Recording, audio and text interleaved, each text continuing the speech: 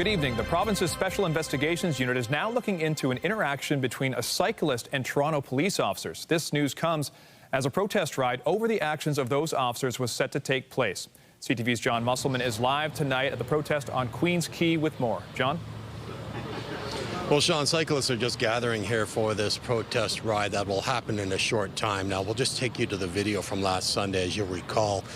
This video was posted online. It shows two cyclists approaching the intersection here at Queen's Quay West and Little Norway Crescent, and one of the cyclists stops, another one moves towards the other side of the street where he's chased by at least one officer. Three other officers join him, and they take him off the bike and bring him to the ground and arrest him.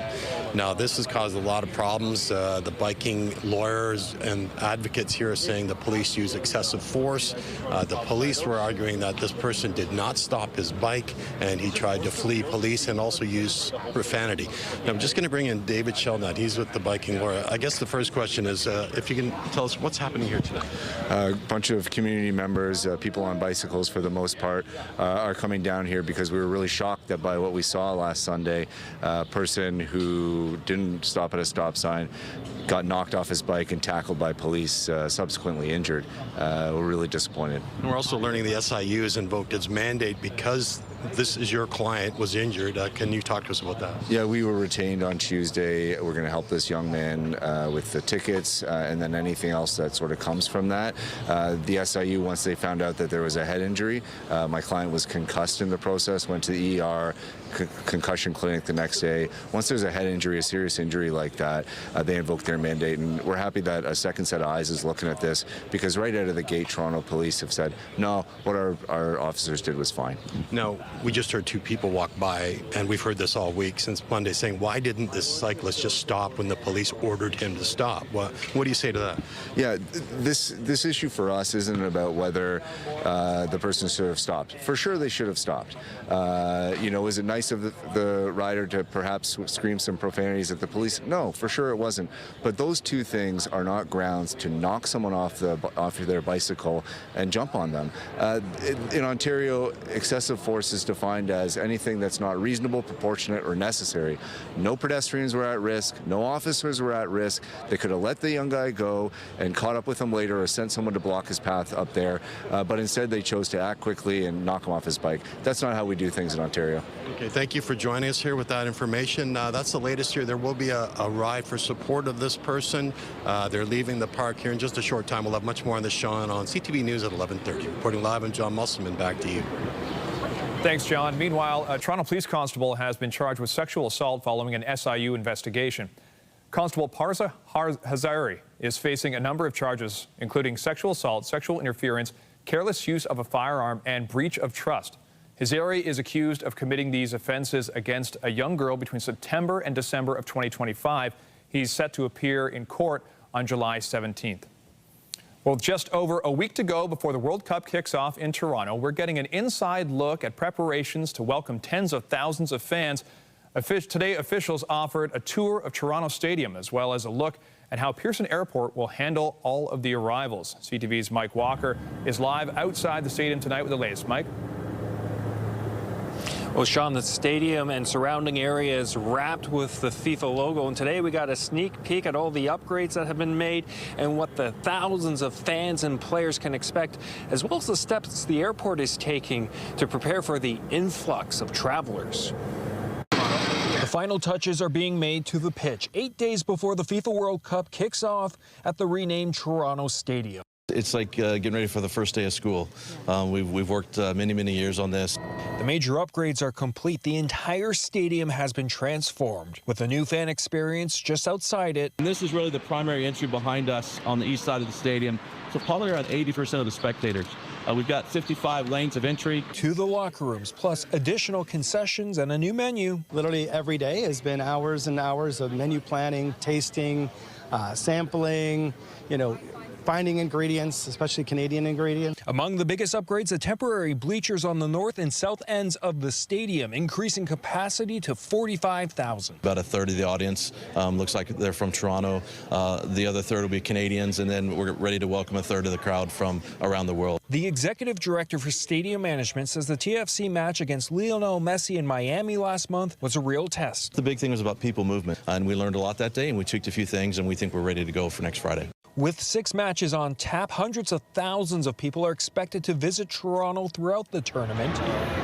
Many will be coming through Pearson International Airport. It's where Kevin Santos is waiting for his family to arrive from Panama. It means a lot because we really haven't gone to any World Cup. While they don't have tickets to Panama's match in Toronto just yet, he says they will be attending the Fan Fest. It means embracing my culture and sharing with everybody else that's actually going to come, and with the thousands of Panamanian people that are going to come. The airport has been preparing for more than a year and is anticipating 185,000 travelers on peak days. Expecting the peaks of travel for the tournament to be about 2 days before and 2 days after each game. To manage the influx of travelers, the airport has set up a dedicated games operations center and is bringing more staff on board. To be able to respond to any situations in the airport in real time, we're adding staff across the terminal as well to make sure that when there are peak periods and the airlines tell us when we're going to have peak periods of passengers, we can reallocate staff to certain areas to make sure that passenger flow goes as seamless as possible. The FIFA World Cup kicking off the busy summer travel season early, with the airport projecting 17 million travelers arriving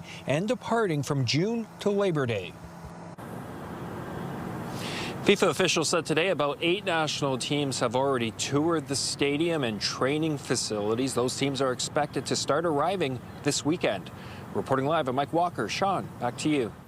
Thanks, Mike. And still with the World Cup, a decision by FIFA to ban reusable water bottles from its stadiums is leaving a bad taste in the mouths of fans. Just ahead tonight, find out what city officials here think the organization should do to quench the rising pushback on the policy change. Well, the battle over Billy Bishop Airport continues tonight, with the critics of the Ford government's plan hoping the federal government will step in. During a stop in Toronto today, the Prime Minister said no decision had been made from the federal level. CTV's Queen's Park Bureau Chief Siobhan Morris joins us live with more. Siobhan? We saw the Premier and the Mayor today talking about this end date for a takeover of the Gardner and the DVP. That'll come in the fall of 2027. What's still up in the air is the future of the island airport.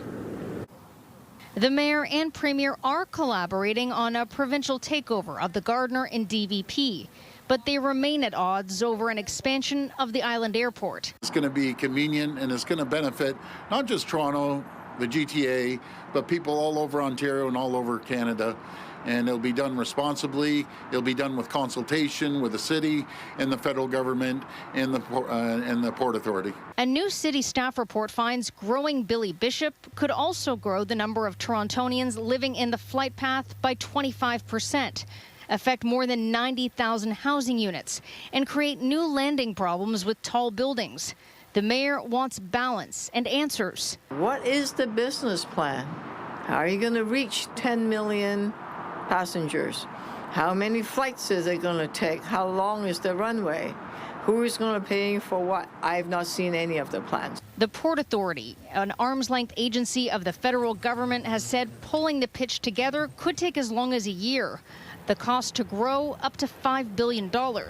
While the Premier has championed growing the airport, the province won't put up any money to make it happen. We do have the federal government support. I personally have not formed an opinion, just to be absolutely clear. The Prime Minister wants to see what comes out of consultations that will start this summer, hearing from people who live close to the water and the broader city, now on the outside of the deal governing the airport. There's issues of transportation, there's issues of economics, but there's issues of neighborhoods, quality of life, environmental concerns or issues, parks and other elements, and so we'll use a process.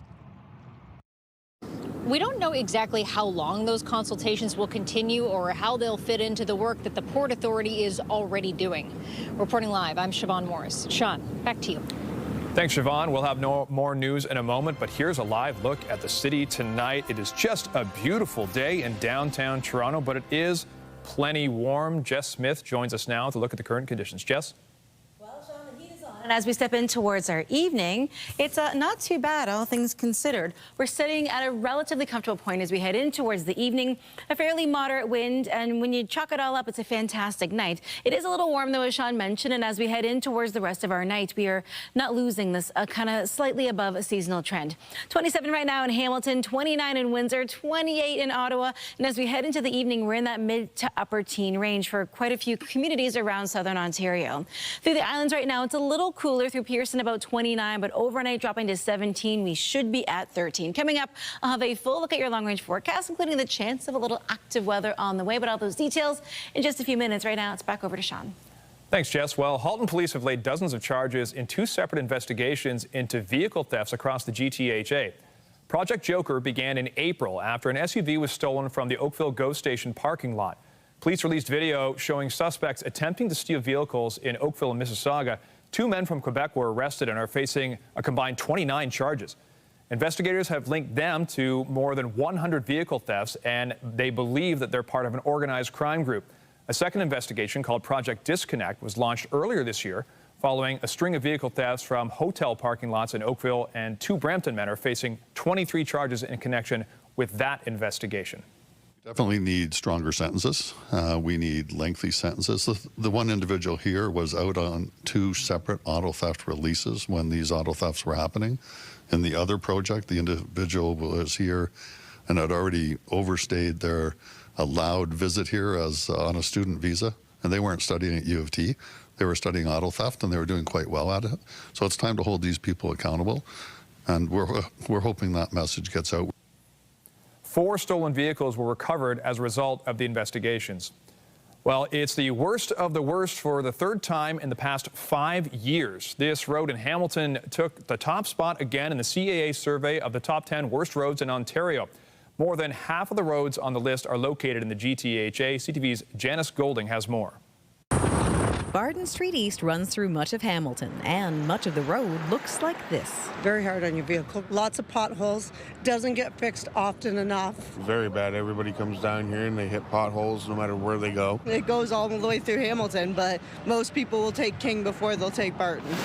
Which is why it's won the dubious distinction of being the CAA's worst road in Ontario for the 3rd time. So we're seeing on a street like Barton, the intersections are now changing in terms of where people are feeling some of those pain points. And, you know, it's over 20 kilometers of roads, one of the longest roads in Hamilton. So projects like this to get updated, it takes multiple years sometimes. For 2026, Barden Street East tops the list of the top 10 roads, with Here Ontario in Mississauga coming in 2nd. The top issues for this year's campaign were around potholes, poor road maintenance, and uneven roads. 4 streets in Toronto also made the top 10, including Steeles Avenue East and Shepherd Avenue West, which came in 5th and 6th place. And Bathurst Street and Unwin Avenue took the 8th and 9th spots. This is what road users on Bathurst had to say. It was bad before, and now it became a little worse. I moved to the bicycle because sometimes when you're on bicycle, you're more faster than car. Still, Hamilton boasts the worst of the worst. Over the past 5 years, in fact, Hamilton roadways have always taken top spot, with either Aberdeen Avenue or Barden claiming the title. I can't say I enjoy driving on any street in Hamilton. They're all pretty bad. Maybe they'll fix it one of these years, one of these decades. Janice Golding, CTV News. Parents and students at Hayden Park Secondary School say they're angry after learning that students from another school will be moving into their facility, while the future of the downtown school specialized program remains up in the air. CTV's Beth McDonnell has more. Hayden Park Secondary School has meant the world to Jessica Rotolo. She doesn't want to see the specialized TDSB school for young women, trans and non-binary students moved or closed. TDSB, you are making the biggest mistake of your life right now. Okay, this school helps people like me who has a disability. Why the TDSB is doing this, I don't know. They are bullying our special needs children. In a letter to parents, the TDSB says a 60-story building being constructed next to Ord Street Public School, another TDSB school 700 meters away, has led to the decision to move students from Ord Street to the building housing Hayden Park. The letter says while the tower is going up, Ord Street won't be conducive to a safe learning environment, and Hayden Park will need to relocate as early as January 2027. Shock and disbelief and really disappointment. Anger, rage, really my blood pressure rose. It's another blow to this advocacy to save this school. Over the past year, families have been rallying to protect Hayden Park, which has been around for a century. After it was announced grade 9 enrollment would be canceled. Parents say the latest decision shows a lack of transparency and consultation. And there's a fear once Hayden Park students relocate, the school will be phased out altogether, sending students into regular high schools. In any other environment, my fears for her safety. She elopes. She, like I said, she has behavior concerns. The TDSB tells CTV News moving students from Ord Street to Hayden Park makes the most sense because there is room for all 400 students to stay together. And Hayden Park students will also stay together at its new site.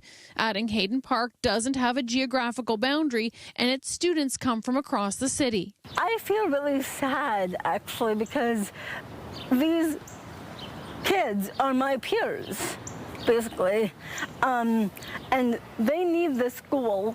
The TDSB says it has scheduled parent-teacher meetings to answer questions and feedback from the community. Beth McDonnell, CTV News. Tomorrow marks the start of a new service of an east-west ferry across Toronto's inner harbour. The mayor joined the presidents of Waterfront Toronto and the Toronto Ports Authority for the launch. The route features 3 stops, one in the west, not far from Billy Bishop Airport, one at the foot of Yonge Street, and one at one of the new islands, the Portlands, Uquin-Minising.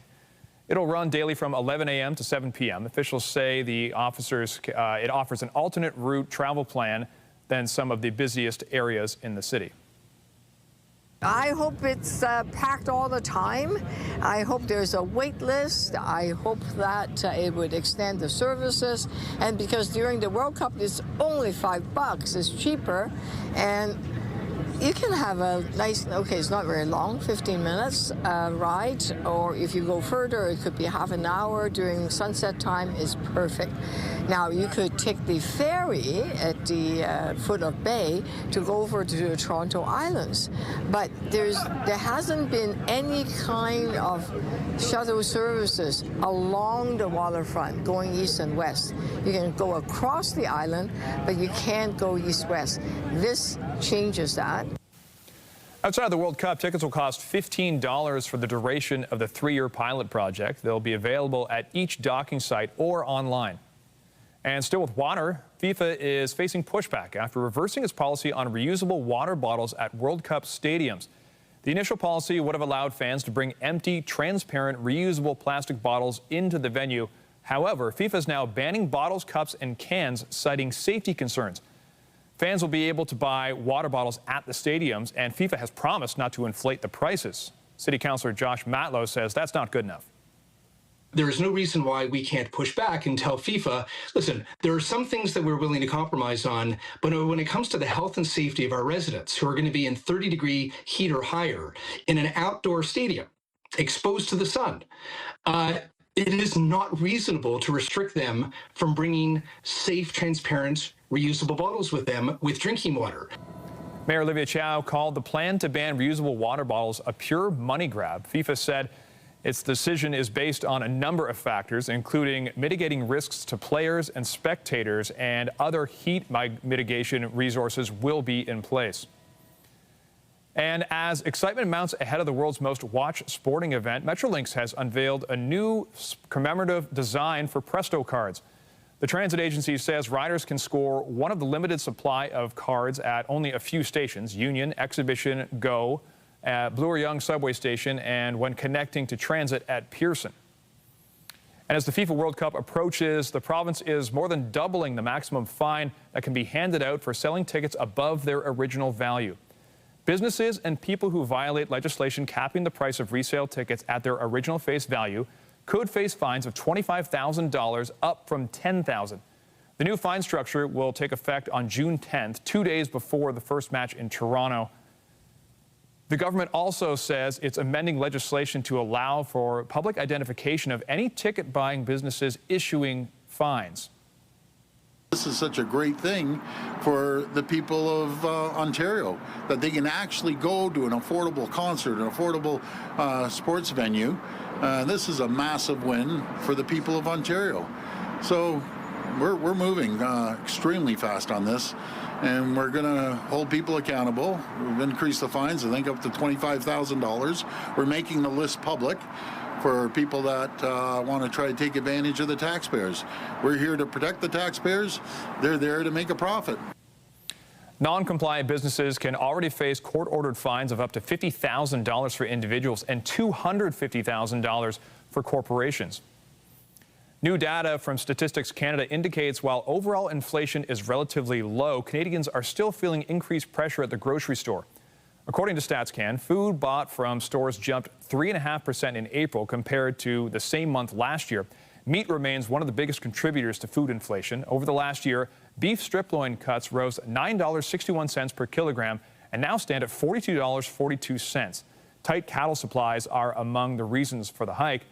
And then there's coffee. A 340-gram pack of roasted or ground coffee costs $9.39. That's a jump of $1.61, or more than 20%. Poor harvest in major coffee-producing countries and supply chain pressures are getting the blame. Well, the Prime Minister was in Toronto at Toronto General Hospital today, unveiling his government's plans for a national artificial intelligence strategy. CTV's Mike Lacouture has a story. So this is an AI-driven product. Okay? Artificial intelligence is becoming the norm in a growing number of products and places.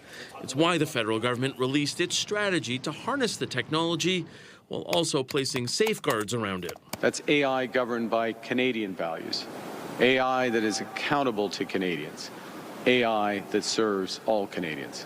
The broad goals of the plan are to boost AI use in businesses from 12% today to 60% by the year 2034, to build a world-leading supercomputer in order to increase Canada's sovereign infrastructure in 5 years, and to give all Canadians access to free AI literacy training. Under our strategy, the government will introduce new legislation, regulations and standards to protect your data, your privacy, your children. So far, there are no timelines for those safeguards. Experts are also concerned about maintaining our digital sovereignty through Canadian-owned and managed data centers and clouds. And some say the government needs to think bigger than this current plan. 850 megawatts, right? That was the proposed scale by 2030 of the sovereign kind of infrastructure build they're looking at. That's less than 1/50th of what the private sector in the United States is expected to have online in 2 years. There's also a concern over how AI could affect jobs in this country. One estimate from the Conference Board of Canada would see 535,000 jobs created by the year 2045 as a result of AI. But that would be offset by a short-term loss of 555,000 jobs by 2030. We know that AI targets those jobs, particularly of young people, the ones that are getting into the market. So we've got to make sure that we give them the tools required to overcome that. The Minister of AI, Evan Solomon, pointed to a Bank of Canada study on the impact of AI, underlining it has not seen any significant job losses yet. But the bank notes that could change as AI use accelerates in this country. Mike Lacouture, CTV News, Ottawa. There's been mixed reaction to Ottawa's move ordering the CRTC to reconsider plans forcing big streamers to contribute 15% of their Canadian revenues to Canadian content. Streaming giants like Netflix and Disney had previously been required to contribute 5% of domestic revenues to CanCon, although those were never collected as companies fight the decision in court. The federal government says a 15% requirement would get passed on to consumers through higher prices, and it's ordering the review so Canadians don't face the higher costs. Canadian Identity and Culture Minister Mark Miller also noted the rules were a major trade irritant in talks with the United States. This one is a bit more galling for the average Canadian, saying, hold on, we're actually being told by Americans what we can and cannot tax. Are they going to tell us next time we can't put a sales tax on an American-built car? Where does this end? But I think on this one, we were smart to pull back because in the grand scheme of things, when you look at our massive connection to the Americans overall, if this became the irritant, we were smart to throw it away. But at the same time, that gives the Americans the impression that they can put pressure on us and get what they want. Think of supply management, dairy producers, egg, poultry. They're protected in Canada. It's families who own those farms in Canada. In the States, big conglomerates who move in and buy them up. We've protected that here in Canada. They're going to be going after that next time. Once that's the next one on the table. The Alliance of Canadian Cinema, Television and Radio Artists said the government is letting billionaire streamers transfer the responsibility for funding Canadian content to taxpayers under the guise of consumer protection. As the governments of Canada and the United States look for a way forward on CUSMA, several provinces have their own trade offices in Washington. CTV's Abigail Beeman took a look at the type of work those representatives are carrying out. Quebec, Ontario, Manitoba and Alberta all have offices here in Washington. 3 of those provinces are right here inside the Canadian Embassy. When half a dozen Manitobans met with U.S. officials to talk trade this week, it was a first in history. Manitoba produces about 8.5 million pigs every year.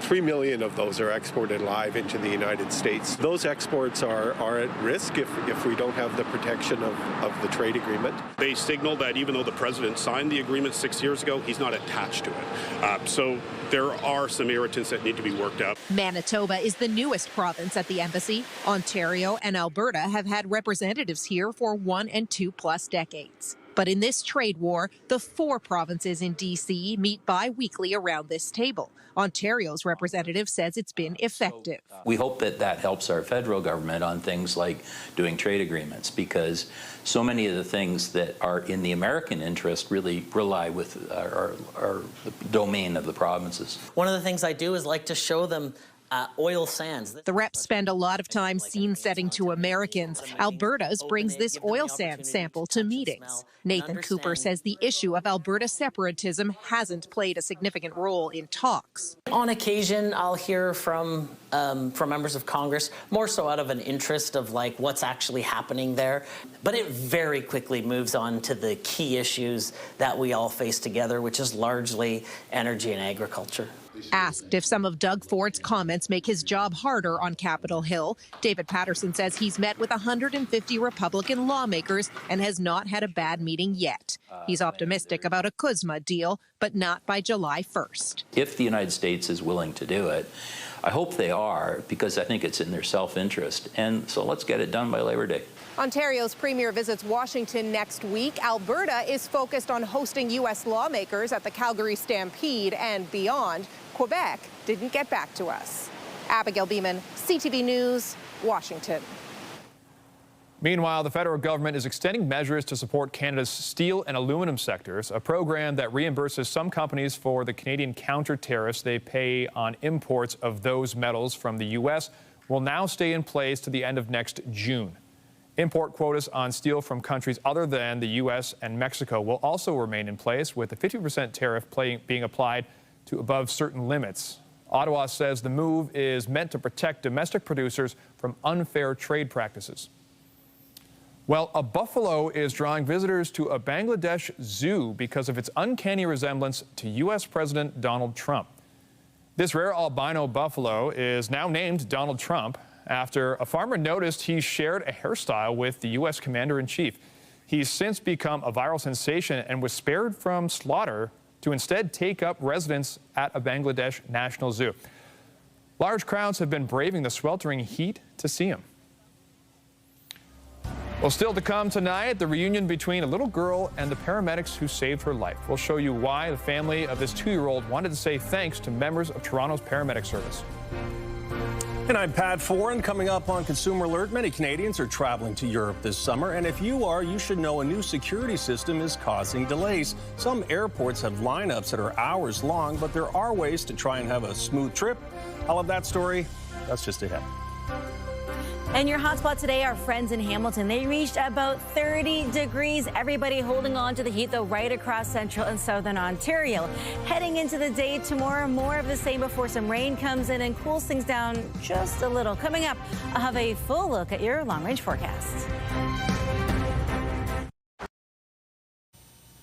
Welcome back. As many Canadians continue to shun travel to the United States, they're choosing European destinations instead. But if you're flying overseas this summer, you should expect delays. Here's Pat Foran and Consumer Alert. Pat. Thanks, Sean. A new security system at airports is using biometrics like facial recognition and digital fingerprints. In the future, it should make travel faster, but as it rolls out, it's causing long lineups and travelers are being warned to be prepared. Europe is a favorite destination for travel, and this summer will be even busier than usual. Bookings to Italy, Ireland, Greece, Switzerland, and Spain are all up substantially over last year. A video of the Lisbon airport in Portugal a week ago went viral when it showed lineups that were hours long. It is quite honestly astonishing and testimony to just what a disaster these new EES rules are. Canadians shouldn't be worried. They should be prepared. Flight Centre is trying to warn Canadians that because of the new entry-exit system in Europe, they may face delays. They will now have their fingerprints and photos taken digitally, and it essentially will replace the old passport stamp that we're used to on our passports. Travel experts say if you're flying in or out of European destinations, you'll need to budget hours of extra time at airports. It's always crazy during this time of year, but then you add in that new entry-exit system and gathering all of those new biometrics, and it is just taking people a lot longer. And it's not just flying, it's any mode of transportation in or out of Europe. It's affecting all border crossings in any form, whether it's by cruise ship or by land or by airports. Recommendations if you're traveling to Europe: arrive much earlier, especially for intra-Europe flights. Keep passports and travel documents easily accessible. Monitor airline apps for updates. Consider flexible fares where possible, and register with Canada's Registration of Canadians Abroad Service. While the new system is expected to make travel faster in the future, for now there will be growing pains as the system rolls out. I would be making sure that I build in some extra time at any of those European airports. Experts say don't let the Lisbon airport video worry you too much, as it's known to have some of the longest lineups of any European airports, and others should be much better. And if you're flying to Europe this summer, don't be too worried about the rules and lineups, but you'll want to arrive early and give yourself extra time to avoid stress at the airport and missing your flights. On your side, I'm Pat Foran. If you have a consumer story idea, email us at alert@ctv.ca. Well, Jess, do you remember just a few weeks ago when it was constantly raining, it was cold, we never knew if it would end, we were told it would end, and now it has ended. We went from 0 to 100 real quick. I feel like we skipped over a lot of like proper spring weather and we just went straight to summer, which happens so often when we have that kind of really rough end to our spring season. And now it's just hot. You're just above seasonal and hot. That's all you get. But the good news is there is some relief on the way. So if you're not a fan of like this real kind of deep summer heat into the 30s, you'll be all right. I promise. It gets back to not seasonal, but close enough as we head into the day. You know what, though? There's a decent amount of sunshine earlier, and I'm not mad at it. A little haze out there, but that never stopped nobody. A lot of folks enjoying the weather outside today, and not too much humidity, so you could be outside and it wasn't that kind of sticky weather that when you walk out the front door, it feels like it's coming at you. But the good news is, as we head in towards the day tomorrow, if you like the heat, it's sticking around. If you don't, wait until Saturday. Anyways, as we head in towards the rest of our night, if you have evening plans, you're playing sports outside, you want to hit a park, a patio, a fantastic night to do so. 29 right now here in the city, 25 in Trenton, 28 in Ottawa. Even our friends up north, Sault Ste. Marie, sitting at 23. Overnight, we have a fairly moderate southwesterly wind around 15 kilometers an hour, and our overnight lows, although they are above seasonal, still within a somewhat comfortable range, but a fan probably a good idea. We'll be at 17 this evening. Into your Friday, fantastic. 32, feeling like 35, but a UV index very high at a 9. So as you spend time outside, maybe you're off Friday, taking off a little early, to each their own. Sun protection, hydration, really important when you want to plan a day outdoors. Nothing to speak of when it comes to active weather today. today. But as we head in towards the end of the day tomorrow, a cold front will sweep its way across. It's attached to two lows. All that means is it's going to rain, and we have the risk of thunderstorms. As we head through the rest of our evening, a fabulous night ahead of us in kind of that mid-20 range until we approach our low overnight at 17.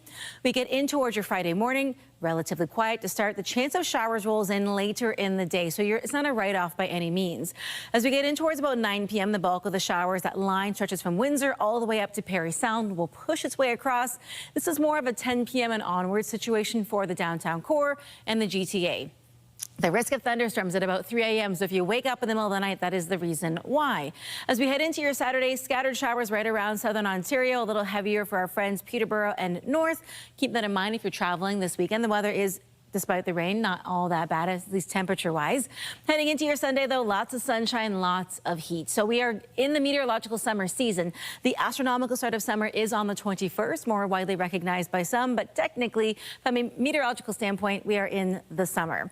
Nice and hot as we head in towards your day tomorrow, 32 for your high, 17 again for your low. We are above seasonal for the first kind of week and a half or two of June. So if you like the heat, you like a warmer start to the season, you have that and then some. If you're heading out to Do West Fest this weekend, lots of warm weather, but again, watch for the showers late Friday and into your Saturday on and off. So maybe plan accordingly, or maybe you're hitting up a cottage. Temperature-wise, as we head in towards your Sunday, nice and warm again, 27 for that high, 16 for the low. And as we head in towards next week, we get ready to kind of tiptoe into the end of the school season for a lot of kiddos. Temperature-wise, it's not too bad, but sun protection, hydration, really important for everyone, especially our friends who work outside. Heading in towards the middle of next week, the next chance of active weather runs Wednesday, but overall, it's not too bad, all things considered. Sean, I will take it, but I'm a fan of the heat. Hopefully this helps everybody plan. I'll send things over to you. I'm a fan too. Thanks, Jess. Thanks. Well, it's a big day for Bell Media. The 2026 Upfronts were held today, showing off some people you might know as well. And all the stars of all the shows that you'll see on CTV and Crave starting this fall. We'll take you to the red carpet after the break.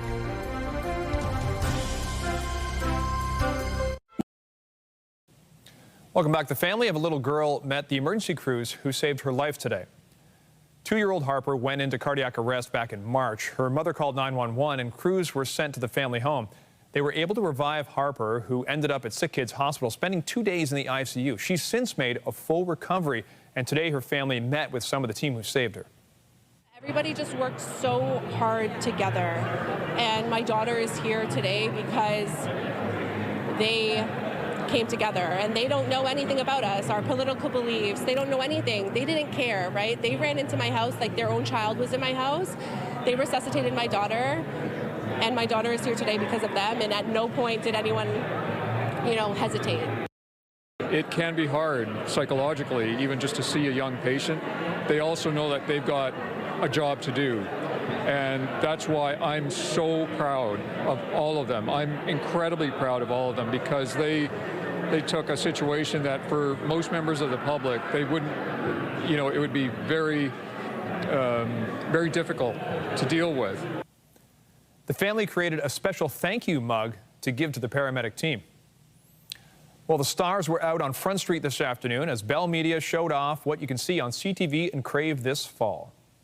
I'm so excited. This is so cool to be a part of, really, the best television network in Canada. You know what I'm talking about? I feel like SNL's where it's supposed to be for Canadian viewers. That's James Austin Johnson, one of the stars on Saturday Night Live, which is coming to CTV and Crave. He was among the stars who hit the red carpet outside of Meridian Hall this afternoon at the Bell Media Upfronts. Big Brother and Big Brother Canada will also be on CTV and Crave this fall, along with updated take on the Canadian classic The Littlest Hobo. CTV's Andrea Case spoke with stars from 2 of the new shows you'll see here and has this report. Yeah, going slow really worked. When Kevin Sussman got the call from the Big Bang Theory producer Chuck Lorre, he was thinking of a spin-off for the show starring his character Stuart Bloom. He was surprised because a start on Big Bang wasn't a smooth one. My first day, I went up on I forgot my line many times. And I was like, okay, well, moving on. I won't be on this show again. So it was crazy that I wound up, in the end, I was on the original one over 80 times. Now, 7 years after that show ended, Sussman is back with cast members Lauren Lapkus, Brian Posen, and John Ross Bowie. You wouldn't look at Brian and think vision board guy, but you'd be wrong. And I kind of put it out there. I won't say I manifested the show. You manifested it. But there was a little bit of me going, I said Chuck Lorre into I did a little Beetlejuice, where I would say Chuck Lorre into the mirror. I'm sweating telling you this in person. But I really did that. And that's why my wife, when he called, she was like, oh my God. The premise of the show is Bloom accidentally breaks a space-time device, triggering an apocalyptic event, forcing the team to travel from universe to universe to restore reality. I got the call. I had just had my second daughter like a week before, and then Chuck Lorre called me, and I was like, this is the best phone call ever. I have a job, and it's going to be cool. So it was very exciting.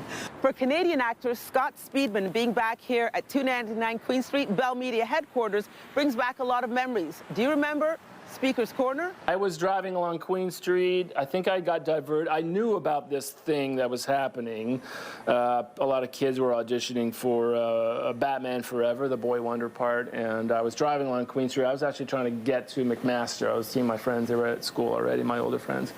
I was still in high school, and there was enough traffic. I pulled the double park, pulled over, ran in, put my dollar in the Speaker's Corner and said, you know, I want to audition for Boy Wonder, and then my mom got a call like 3 days later or something to come audition, and I did a couple of auditions for Mally Finn, the casting director for Warner Brothers, who was here, and the rest is history. He didn't get the job, but a career was born. Speedman returns for season 2 of his show, Florida-based PI R.J. Decker. This year, he also takes on the role of executive producer. Andrea Case, CTV News. Also on the red carpet of today's Upfronts was none other than Hudson Williams, who plays Shane Hollander in Heated Rivalry. The hockey romance series from CTV's Bell Media partner, Crave, has garnered an overwhelming global response. And today, Bell's VP of Global Content, Justin Stockman, spoke with Deadline. He said scripts for a second season are coming together really well. The show is set to return in spring of 2027, with production beginning later this year. And after the break, Burlington's own Victoria Mboko is teaming up with one of the greatest tennis players to ever play the game. We'll tell you why coming up.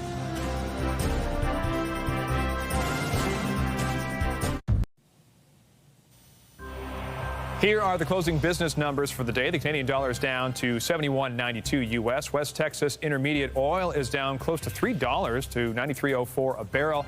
And the TSX shot up over 400 points to a new record close of 35,217. Well, the Toronto Blue Jays will be looking to avoid a sweep as well as their 5th straight loss when they wrap up their series with the Atlanta Braves tonight.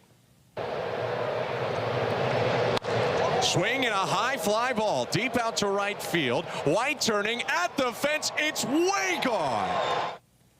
The Jays took the lead on a solo homer from Nathan Lucas in the 3rd inning. However, the Braves hit a pair of home runs of their own to bring the game to 7-3, which was the final score. First pitch for tonight's game is at 7:15 in Atlanta. Victoria Mboko has announced she's teaming up with Serena Williams. The 19-year-old from Burlington confirmed on Instagram what she'll be partnering with Williams at the Queen's Club tournament, which begins on the weekend. On Monday, the 44-year-old Williams announced that she's coming out of retirement and accepted an invitation to play doubles at the grass court event. Mboko posted a photo with Williams saying she's honored to share the court with one of the greatest athletes of all time. Coming up, pursuing the pirate life. An Ontario company is selling off its pirate ships and hoping to find a buyer ready to take to the high seas, or at least the lake. Finally tonight, if you've ever thought that the pirate life might be for you, an Ontario company is offering the chance to make that a reality. The business is also called A Pirate Life. It's up for sale, including several pirate ships. The Jolly Roger flies above. There are cannons along the side. And it comes with real pirate gold. this pirate ship can all be yours for a price that is not quite clear. I can't publish that information, but it's a few gold doubloons will get you there. What's really for sale is the business called Pirate Life, offering a 1-hour experience for kids searching for treasure around the Toronto harbor during the day and an escape room in the evenings. We've got a full-time staff that manage the operations, that are here every day. There are 4 total ships located here in Toronto, Hamilton, and Ottawa, all with leases, licenses, and permits. Welcome aboard the Grey Ghost, matey. Owen McGowan is one of the actors working on the ship anchored at Mooney's Bay in Ottawa. It's adventure. It's truly, in its purest form, just fun. It's the smiles of the kids. You stand on board and you look at them and you go, "Aye, matey, I'm a real pirate," and they believe you. And when you open that treasure chest at the end and there's a gold coin on the inside, their eyes are as wide as they can be with joy. The 24 cannons along the side are working, giving kids a chance to protect their treasure. We have a villain character who is in a small boat and circles the ship trying to steal our treasure. And no one likes it when someone's trying to steal your treasure. Owner Matt Slayman worked to build these ships custom, starting in Toronto in 2014. They've been in Ottawa for almost 20 years. He says the turnkey operation is perfect for someone looking to own a business. This is the way to get unchained from your day job. Imagine being out here underneath the sunshine from May to October, running your own company, captaining your own ship, as it were. So if you have some of these lying around, this might be your sign that a pirate life is for you. So I got to go on the ship. That was my work. Was it awesome? It was awesome, but I don't think I can afford it. They wouldn't tell me the price, though. So you got to inquire with the folks at Pirate Life if you want to buy that. If you have enough gold coins, you can become a pirate. That's pretty cool. If you're not going to become a pirate, you can still go outside and enjoy the weather, because you know what they do is they enjoy the weather. I'm sure they did those boats out on Lake Ontario. If you're spending any time outside on the water tonight or tomorrow, sun protection is going to be key. It's still 29 degrees right now here in the city, and over the next couple of days, we are well above the seasonal point. So get out, enjoy it, but Sean, you got to do it safely, okay? You got to do it safely. You got to do it safely. And we know pirates enjoy the weather. Yes, they do. That's our report for tonight. Be sure to join Vassy Capellos tonight at 11 for CTV National News, and I'll have your next local newscast at 11:30. In the meantime, our coverage continues anytime on CP24 and online at ctvnewstoronto.ca. For Jessica Smith and all of us at CTV News, thanks for watching. Have a good night.